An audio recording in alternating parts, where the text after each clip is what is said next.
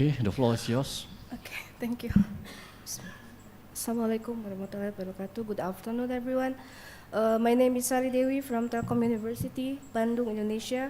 I'm representing our team in waste management topic as part of ICT for secure and smart community session today.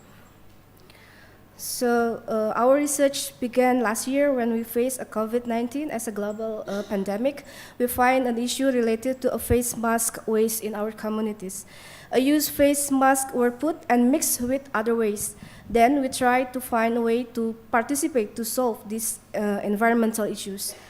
While we learn about face mask waste environmental issues, we identify that one of the root issues that is our community still has a lack of waste sorting habit.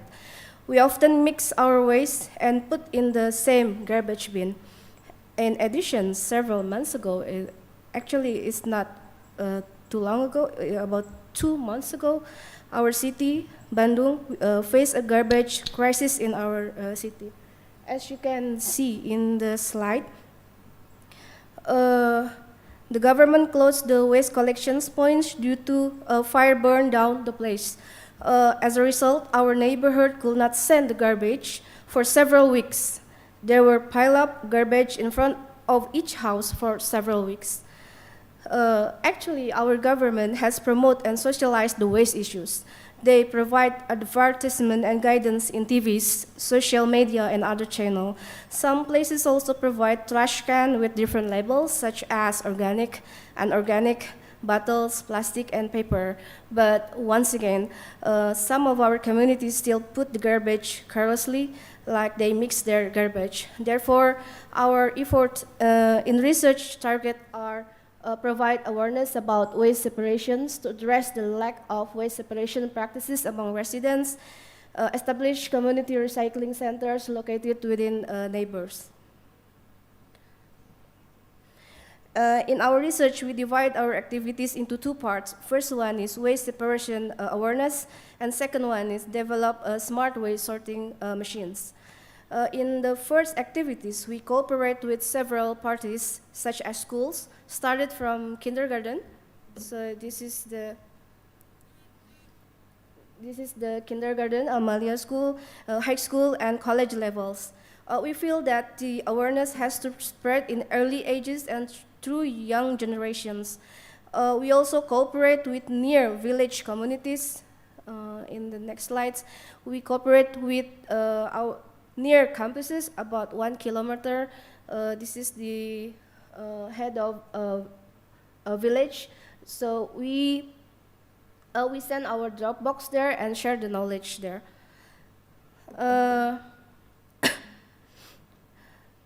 We also cooperate with industries such as Inagri and Jubilo Company, which one of their project company is related with circular economy, focused on used cooking oil.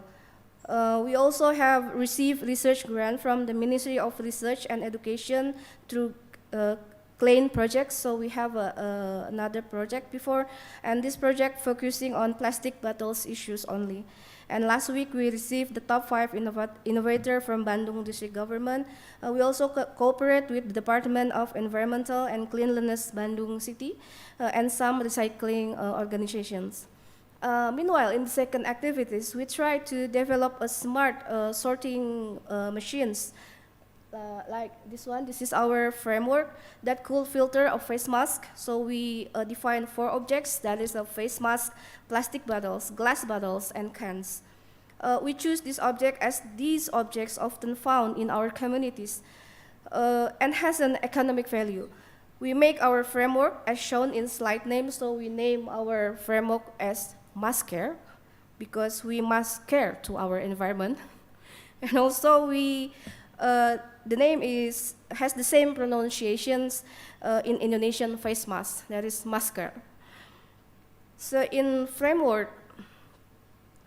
our framework, we divide the area into some parts. That is a Dropbox. As you can see here, this is the Dropbox.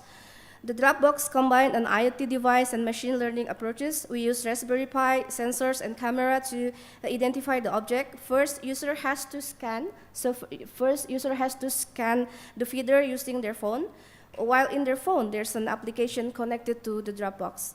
Next, user can put the objects, and then the machine learning module will recognize the object, whether it is a face mask, plastic bottles, glass bottles, and cans. If the system receives the object, then user will receive some points. So we have some points and some application here. Applications. User will receive some points related to each object. Therefore, user could put many garbage and obtain points and reward. After the Dropbox was full, the IoT module will send notification to the waste collector. So this is the waste collectors to collect the garbage in the Dropbox. The machine learning modules built using a CNN and mobile net version 2 architecture. We choose this model and architecture as it is simple model for our cases. We use a freely available dataset and collect it independently. With testing our pictures in 4 scenarios, input size, optimizer selections, learning rate adjustment, and batch size configurations. As shown in the slide, we successfully recognize the images into their categories.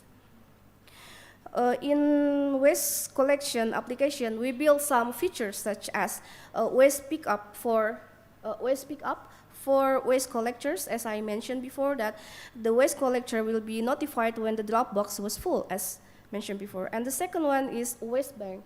We have a feature of waste bank for user to get the points and reward. And the third one is reporting issues for user to share the problems in their area. So if they have an issues about the waste in their area, they can report it using this feature. And the last one is waste management initiative. So this feature is for sharing the knowledge about waste management issues. Our effort in waste management will impact 2 areas. First, scientific and technological, and second one is collaborations. In scientific and technological area, we try to protect our environment to prevent waste disasters such as fire like the previous in the slide before, floods and other. We first try in our nearest area, of course, that our neighborhood. Our effort also has an impact to health and public safety. We try to minimize what can we send to the waste collections point. In generates valuable data, we try to collect the habit of our communities while using application and the Dropbox. Other than that, we try to collect data sets independently as it is unique in each area. In renewable energy area, we try to collect the face mask, plastic bottles, glass bottles, and cans, then convert it to become some useful things such as crude oil or plastic pellet. The last one, in collaborations, we try to share our knowledge regarding waste management to our society and other parties. We found that a household waste could become a potential economy for communities, and this is called circular economy. And one of the target for Indonesia is waste reductions. Is one of the priority sectors in 2030 for Indonesian National Medium-Term Development Plan. So in 2030, we have a target to waste reductions for food entering, textiles, constructions, wholesale and retail, and electronics. The last one, I think. We still in continuous effort to share waste sorting awareness to our communities, since the awareness is an important start to our framework. And our Dropbox actually, and the framework also still in continuous improvement, since there's many suggestions from other parties that we still could not adapt in our framework. For example, some parties suggest us to add another object like cooking oil, plastic containers, batteries, small electronic devices. One of his suggestions is regarding waste bank also, because in current feature of the waste bank, we still could not connect it to the center of waste bank in our city. And the last one, we also hope to make a collaboration between Telkom University and participant here. We are looking for data science, machine learning expert, IoT expert, and country with the same issues in ASEAN region.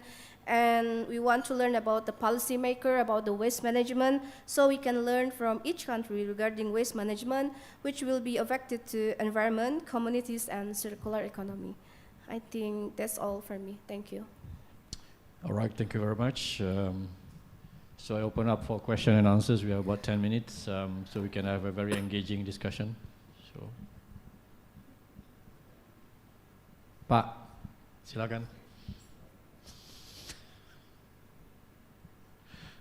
Okay.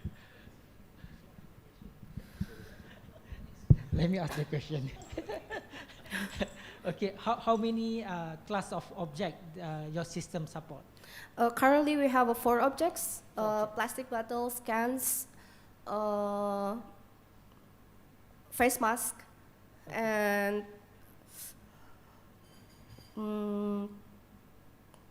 glass bottles. Glass bottles. So how do you differentiate between the glass bottles and the plastic bottles? We combine the sensor with the machine learning. So we use the sensor to define the object first. If there's then we, after the first phase, we use the machine learning model to identify the other objects. Okay. So this inference model running in the Raspberry Pi? Yeah, but actually we still have some issues, but we still try to solve the problems. Okay, thank you. All right, thank you. So I open again for any questions, comments, or recommendation.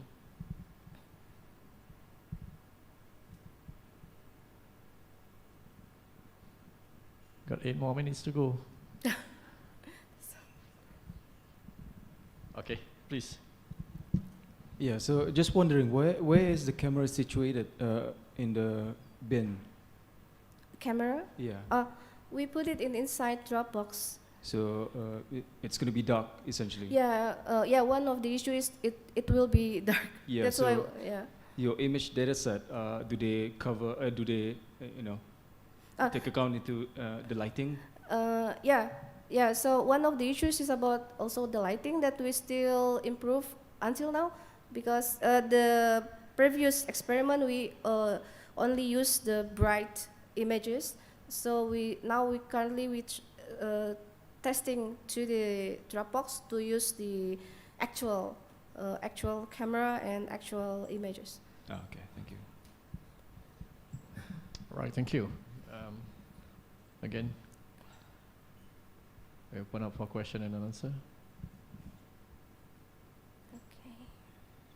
Okay. If not, then do you plan to extend the number of objects from 4 to something else?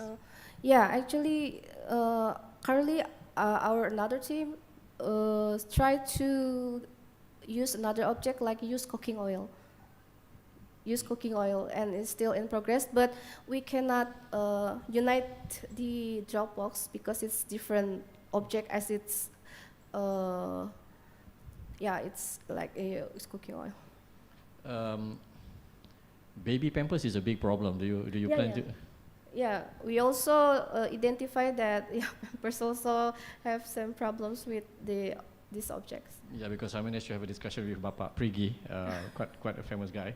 So I think those are quite a big issues, especially plastics and some of the things. Yeah. So any possibility of considering that in the future? In the Pampers? Yeah. Yeah, we are considering the Pampers issue also.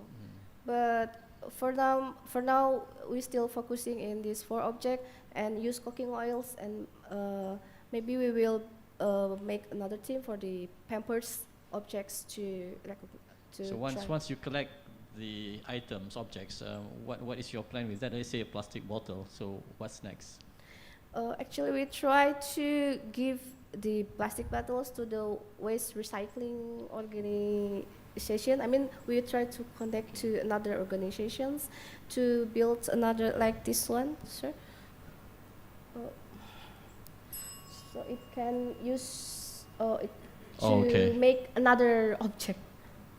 Yeah, but there is another issue because it will create microplastic, which is a big problem in Indonesia and Malaysia also. Yeah. And of course, microfiber is another big problem.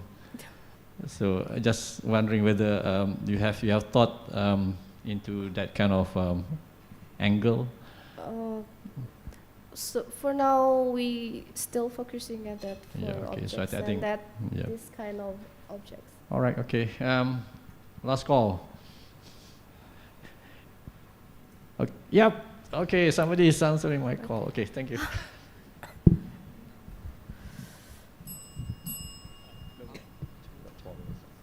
Okay, I think my question is quite related to what the chairperson was talking about, the extending the material, but I'm not going to say I was extending, but more I'm going to talk about the face mask. Why, in the first place, face mask, and two, if you're going to detect other things similar to like a face mask, for example, like a tissue papers, how you going to do it?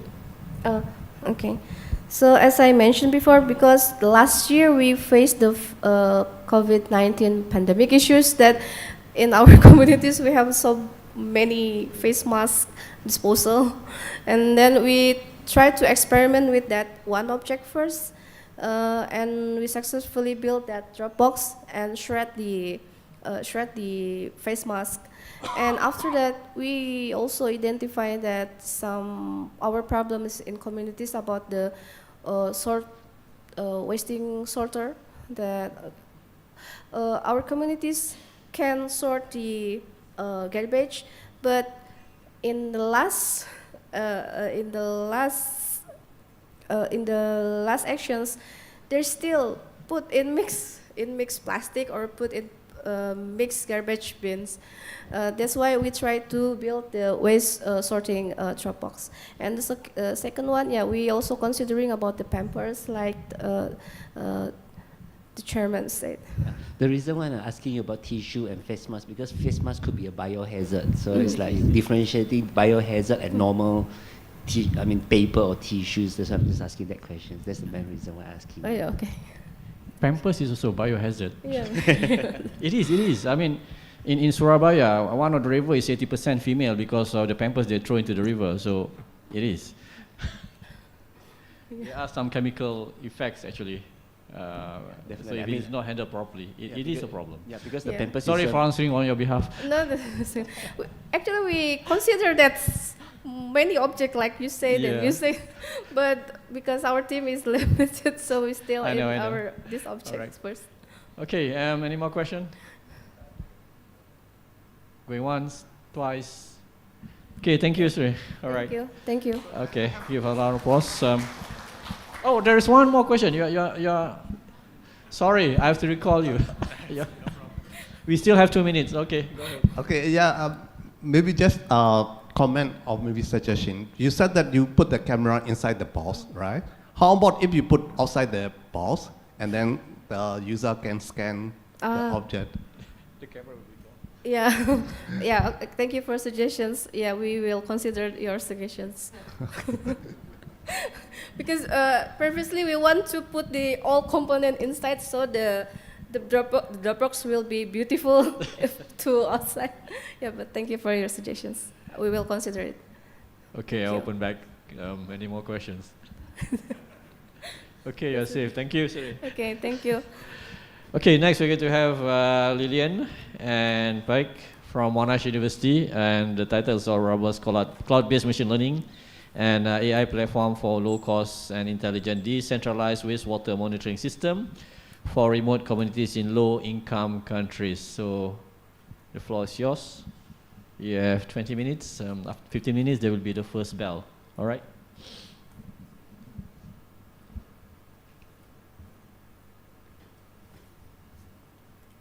Good afternoon, everyone.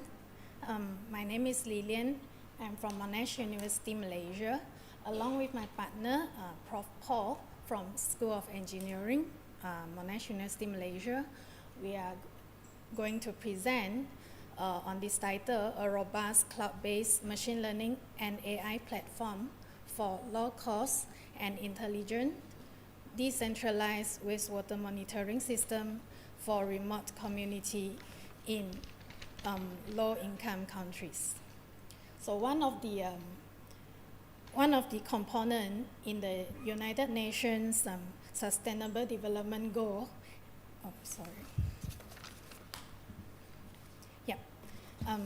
SDG is to ensure water and sanitation access for all. However, there are significant challenges when it comes to connecting remote communities to centralized treatment system. Many of the remote communities are normally located far away from the centralized treatment system, and the geographical conditions to those places could be very challenging. Thus, it will incur very high costs in terms of capital investment and also ongoing operational expenses to connect sewage to centralized system. Besides that, mobilizing experts to remote areas, specifically in the event of operational issues with treatment system, can be a very challenging task and rarely an immediate solution. This lack of rapid support can cause significant inconvenience and could be harmful for those isolated communities. The challenges of connecting to centralized systems or receiving immediate assistance are particularly noticeable in low-income countries. Even though, for example, like Malaysia is a middle-income country, but when it comes to remote communities, I think we share the same conditions and situation. In those regions, remote communities often have limited awareness of proper water sanitation practice and lack the necessary knowledge or expertise to effectively manage and maintain those locally installed facilities within the community. Decentralization of sewage treatment systems offer a potential solution for remote areas in low-income countries struggling with the lack of sanitized water. Although some existing technologies are available for implementation, but the success in the low-income countries are hindered due to the fact that some of the key considerations are often overlooked, include long-term consistency of water quality, ease of maintenance, and availability of necessary infrastructures. So normally projects in these areas have a higher frequency to fail because the projects mostly focus on the initial implementation costs, resulting in abandoned system and sometimes revert back to the original practice or previous practices. To promote the adoption of decentralized sewage treatment system in remote low-income areas, technology should be made automated, digitized for predictive modeling, equipped with robust water quality monitoring system, optimized for resource recovery, and designed for long-term sustainability. So this approach aims to minimize disruption to local communities while ensuring effective and lasting water sanitation solutions. At Monash University, Malaysia, a 5-year project with an end goal to deliver a low-cost and intelligent decentralized sewage wastewater treatment system deployable to remote communities in low-income countries has been commenced around 1 year back. There are total 6 work packages, each work package dedicated to different project deliverable. And as one of the leader for one of the work packages, along with my team members, we aim to establish an effective cloud-based machine learning and AI platform to achieve the objectives. First, to monitor wastewater transport. Second, to reduce chemicals used in a decentralized sewage treatment process. And third, to predict anomalies in process or water quality and propose appropriate control measures to mitigate risk of water pollution. Yeah, this project is actually in a collaboration with Monash University, Malaysia, the Daiki Assist Group from Japan, and also Indah Water Consortium, the main sewage management company in Malaysia. So in the duration of these 5 years, Monash University, Malaysia can operate on a pilot Jokaso unit belong to Daiki Assist Group, which is no longer in operation since 2018. So we are going to use that for educational and research purposes. As a kickstart approach, we have explored into an installation of IoT on wastewater monitoring prototype for data collection, monitoring, and process control. The approach aims to bring forth innovative solutions for low-cost automation and digitization of decentralized sewage wastewater treatment. Our journey has seen some successful completion of mini IoT projects where we have actually completed and built a few wastewater monitoring prototypes. The prototypes are mainly built with IoT devices, for example, Raspberry Pi, Arduino, and a series of sensors, facilitating the comprehensive collection of wastewater attributes. We collected some physical parameters and also biological parameters of wastewater attributes, for example, pH level, temperature, turbidity, dissolved oxygen, total dissolved solids, and electrical conductivity. We have also set up cloud storage to store our collected data. And last but not least, one of the most worth mentioning feature from these mini prototypes, mini projects, is the analytical dashboard that play an essential role in meaningfully visualizing and analyzing the gathered data. So the dashboard furnish us with valuable insights to optimize and refine the treatment processes. If we look at the slide, this part, okay, here we look at the real-time monitoring of certain attributes. So user can actually choose to see which attribute, which real-life data they want to see, and then we also show the statistics of each of the different wastewater attributes. And here it shows some insights or recommendation on how to treat the different wastewater attributes. So for the dashboard, I think it can be majorly expanded.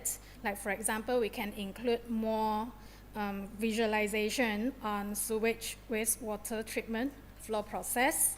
We can also show real-time alarm management, equipment status, statistic on equipment anomalies, and also daily water processing capacity indicator.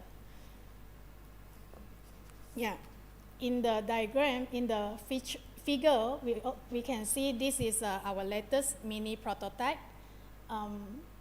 It is a wastewater vehicle, and on the right side of the board here, it has a sensor package. All the sensors are placed inside this sensor package, and then the electronics, for example, like the Raspberry Pi and the power bank and stuff, okay, are placed inside this container. Yeah.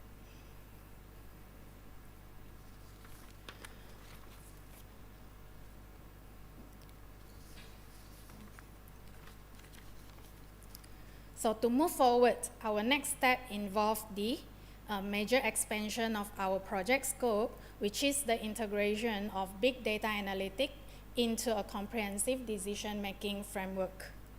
Our main goal is to establish a robust cloud-based machine learning and AI platform, leveraging the power of advanced technology to revolutionize wastewater monitoring and treatment. The platform will be designed with the objective to reduce the use of chemicals, to predict anomalies in process dynamic and water quality, and lastly, to propose personalized control measures. At this preliminary stage, we propose 4 main phases for machine learning. First phase, the integration, where it involves the initiation of machine learning processes, data preparation, smooth integration, and data pre-processing, for example, maybe cleaning and also labeling. And then after that, we go into stage 2, which is the machine learning analysis, where we leverage the machine learning and ensuring the attribute relevancy. And then move forward to stage 3, we have a prediction generation, where we define the model's predictive abilities, and we offer valuable insights for wastewater monitoring and treatment. And then in the 4th phase, we have user access and further analysis, where it provides user with the access to insights and predictions. And then we have even further in-depth analysis on the results, and we have further user interaction and decision making. To evaluate the model's suitability and validity, we propose some observable performance expectation for machine learning model. First would be the accuracy, where we will set the performance benchmark for highly accurate prediction. So we want our model to be able to accurately predict the outcome of unseen data. Means that we need a very comprehensive training on the data and to get this performance. And then we also set minimum threshold for the confidence in the model's performance. Second, the response time, to ensure the efficiency assurance and also the efficient real-time monitoring for timely prediction. And then scalability, where it involves adaptability and versatility, and then adapting diverse data sets and ensure performance consistency.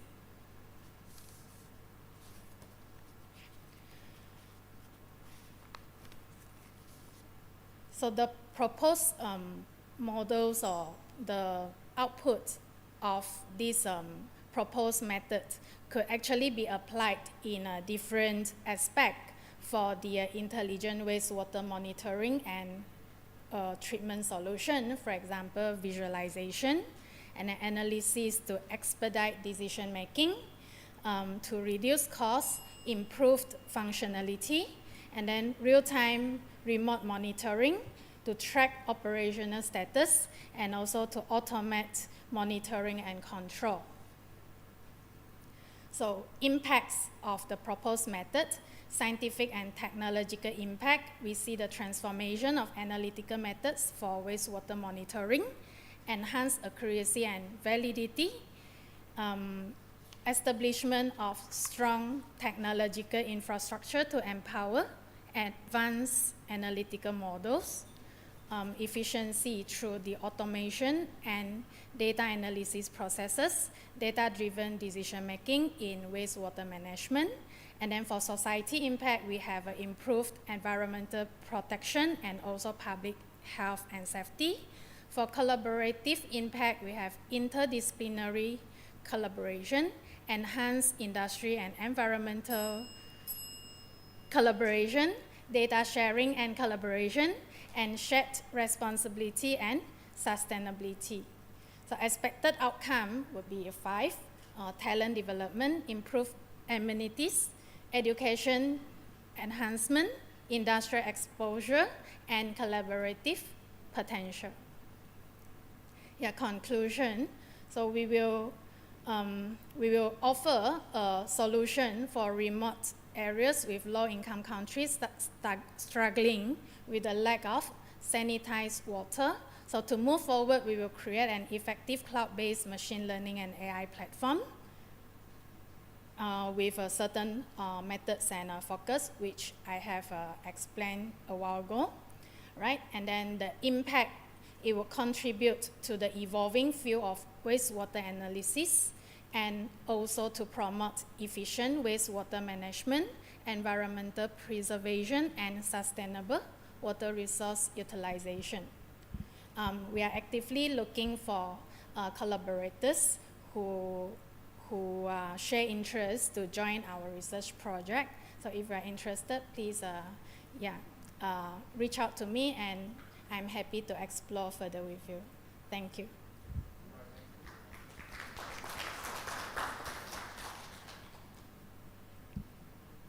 Thank you very much, Lillian. So I open up for question and answer.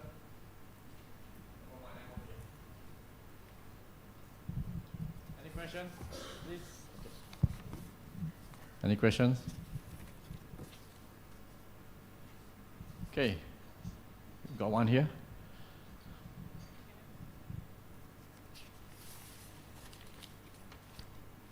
No, it's not working. I think the battery. No, the battery expired at 5 just now. What's the reason you use the water vehicle for your data collection? Actually, we completed a few prototypes. The first 2 prototypes, we actually make it station at one place. And then we realized that the attributes are quite steady, but actually in a wastewater treatment plant or in maybe sewage, sewage tank or pond, the fluctuation actually happens. So that's why we built the wastewater vehicle to try to go different location to see the difference, the fluctuating attribute values. Yeah. Okay, does this vehicle autonomous or somebody have to control the vehicle? Somebody have to control. But we have another work package which they're going to build a maybe bigger scale USB. Yeah. Okay, thanks. Mm-hmm. All right, thank you. Okay, we have one question over there.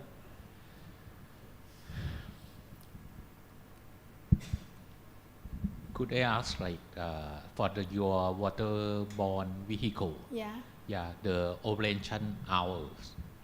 The How many hours for Battery. your? For my mini vehicle, it's based on because we operate it by power bank. Yeah, so I it's know based that. on the power bank duration. So, what for your system? Like how many hours? Can you estimate it? No. You're not because putting the big battery, right? Are you putting a big battery and then you do like charging or something like that, or? We use power bank and we recharge it every. So you use a small power bank? Yes, not because a large this is battery. a mini project. Yeah. Oh, okay. But I think in in another work package where we built the USB, the unmanned Because service from vehicle. your project, I see your waterborne vehicle is quite big. Yeah. So you can put like a larger battery. So if you put a larger battery, maybe you can considering like operation hour, maybe 4 hours, 6 hours, and then I mean like the real implementation will be better when you collect the data. Yeah, I would agree with you because when we have longer operational hours, then it's more consistent in data collection. Yeah, we will take that into consideration. Thank you. Thank you, Lillian. We only have less than 5 seconds, so thank you very much. Let's give a round of applause. Thank you. I pass back to the Secretariat.